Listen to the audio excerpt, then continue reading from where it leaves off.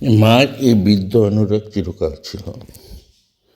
নিবেদিতা স্কুলে উদ্বোধন করেছিলেন মা, বলেছিলেন, আমি আশীর্বাদ করছি যেন এই বিদ্যালয়ের উপর জগন্মাতার আশীর্বাদ বর্ষিত হয় এবং এখান থেকে শিক্ষাপ্রাপ্ত মেয়েরা যেন আদর্শ বালিকা হয়ে করে ওঠে। এই হলো মা। সব সময় মা সকলকে আশীর্বাদ করে দিতেন। কামারপুকুর ছোট্ট সারদাকে শ্রীরামকৃষ্ণ নানাভাবে শিক্ষা দিয়ে গড়ে তুলতে লাগলেন। তার ওই মুখাপেক্ষী এই কিশোরীর হৃদয়ে প্রথমে তিনি ভালোবাসা দিয়ে জয় করে নিলেন।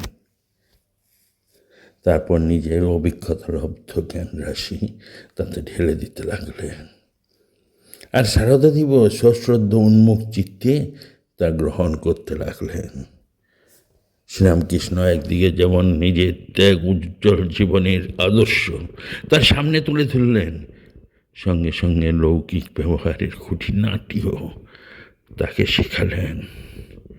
উচ্চ ধর্ম জীবন লাভের জন্য কীভাবে চরিত্র গঠন করতে হয় তা যেমন শিখালেন, সঙ্গে সঙ্গে শেখালেন কীভাবে আত্মীয় স্বজনের সঙ্গে ব্যবহার করতে হয়, রাস্তায় বা গাড়িতে কিভাবে চলতে হয়, এমনকি প্রদীপের পোলতেটি কিভাবে রাখতে হয় তাও। স্বামীর দেহ বুদ্ধিহীন স্বার্থশূন্য এই ভালোবাসা শ্রীমাকে বিভোর করে রেখেছিল। পরবর্তীকালে তিনি স্বয়ং স্ত্রী ভক্তদের বলেছেন, হৃদয় মধ্যে আনন্দের পূর্ণ ঘর যেন স্থাপিত রয়েছে। ওই কাল থেকে সর্বদা তা অনুভব করতাম।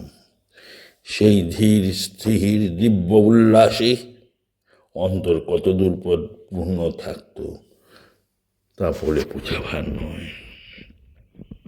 শ্রীরামকৃষ্ণ সর্বদাই মাকে সংসারের অনিত্যতার কথা শোনাতেন। বলতেন, শেয়ার কুকুরের মতো কতগুলো কাচ্চা বাচ্চা বিয়ে কি হবে। সে মার অনেক ছেলে মেয়ে হয়েছিল, তাদের কয়েকটা মারাও যায়।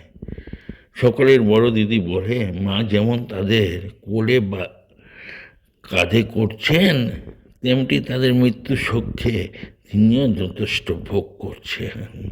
তাই রামকৃষ্ণ বলতেন, তোমারও অনেক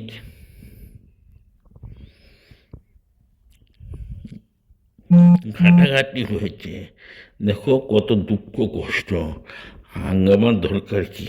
ওসব না হলে আজ ঠাকুরনটি থাকবেও ঠাকুরনটি। একদিন সকালবেলা মা বাড়ির ভিতর নেতা দিচ্ছিলেন, গোবরে মাটি দিয়ে লেপতেন। আর শ্রীরামকৃষ্ণ রঙ্গরস করতে মায়ের সঙ্গে কথা বলতেন। হঠাৎ শ্রীরামকৃষ্ণ বলতে শুরু করলেন, ছেলের অন্নপ্রাশনে যে কোমরে গোট পরে নাচবে গাইবে, সেই ছেলে মরে গেলে সেই কোমর ভুইয়ে কাঁদতে হবে। লজ্জাশীলা মা নীরবে শুনছিলেন, কিন্তু সকলের মা হওয়ার জন্য যার আবির্ভাব, বারবার ছেলের মৃত্যুর কথা তার বেশিক্ষণ ভালো লাগতে পারত না। তিনি একবার ধীরে ধীরে বলে উঠলেন, সবগুলোই কি আর মরে যাবে। তার কথা শেষ হতে না হতেই শ্রীরামকৃষ্ণ চেঁচিয়ে বলে উঠলেন, ওরে যার সাপের নিজে পা পড়েছে রে, যার সাপের নিজে পা পড়েছে।